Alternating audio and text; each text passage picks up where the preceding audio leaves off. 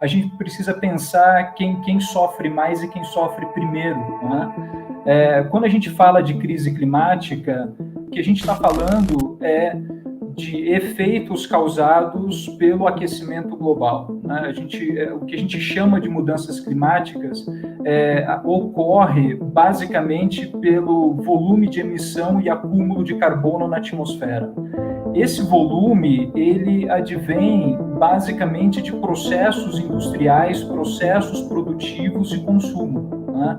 Então, o que a gente observa como consequência é que o norte global e as nações ditas industrializadas, ricas, têm um padrão de vida e de consumo que está baseado nesse meio de produção e que, obviamente, tem como consequência esse volume de emissão de carbono, mas os efeitos da crise climática são sentidos com mais intensidade no sul global. Então, a gente precisa olhar para esse cenário para pensar um pouco na urgência das ações de mitigação, porque a trajetória que a gente observa hoje é uma trajetória rumo ao abismo, né? Embora a gente tenha uma série de acordos, como o Acordo de Paris, acordos internacionais que visam frear esse processo, né? Ou seja, tentar manter o aquecimento global no limite de 1,5 grau, né?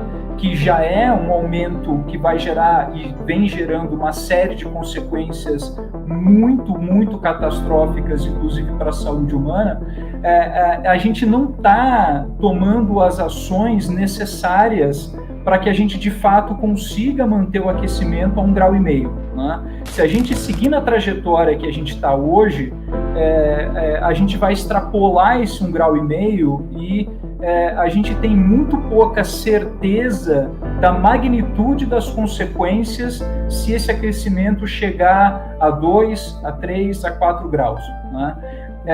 O que acontece na prática é que, infelizmente, a gente depende justamente dessas nações que precisam fazer ajustes na sua própria legislação, no seu próprio padrão de consumo, no seu próprio meio de produção, para frear esse processo.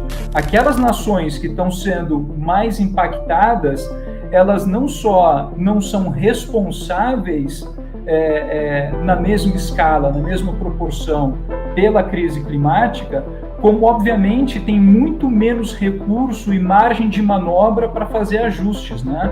E a gente pode pensar isso do ponto de vista institucional, do ponto de vista governamental, mas também do ponto de vista individual, né? Nós, por exemplo, que temos um nível de privilégio muito alto, a gente tem capacidade de escolha, né? A gente pode escolher, por exemplo, o que consumir, como se deslocar. Mas a maioria esmagadora da população não faz escolhas, não tem a possibilidade de escolher. As pessoas estão batalhando para sobreviver, a prática é essa, né? Então, quando a gente fala de mitigação, que são as ações para que a gente reduza as emissões de carbono e desacelere esse processo, a gente precisa desses países tomando ações de mitigação. Quando a gente fala de adaptação, que são as medidas que a gente tem que tomar para responder aos impactos que são inevitáveis, a gente precisa dessas nações que não só são responsáveis, mas que também têm recursos para tal, apoiando as nações mais impactadas nos seus processos de adaptação, na ampliação da sua resiliência, né? Mas um outro tema que eu gostaria de trazer para a nossa conversa hoje, uma outra dimensão da justiça climática, digamos, é entender que, embora a crise climática afete a todos nós, ela não afeta da mesma forma e com a mesma intensidade.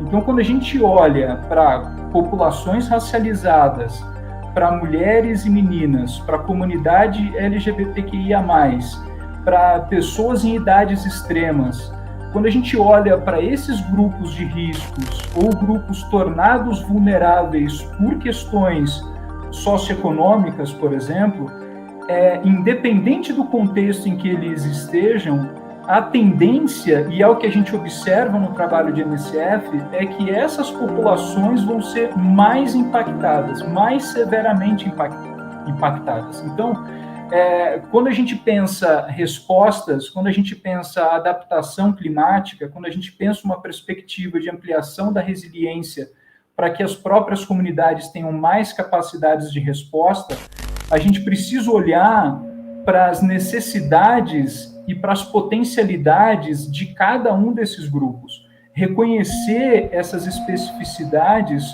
para que a resposta seja adequada, para que responda a necessidades específicas, né?